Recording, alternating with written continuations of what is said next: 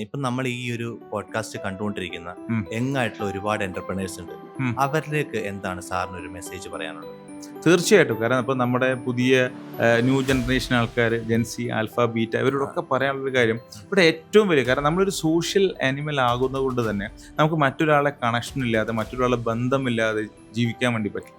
അപ്പോൾ ഈ relationship connection എന്ന് പറയുന്ന ഒരു ഇന്റർനാഷണൽ കറൻസിയാണ്.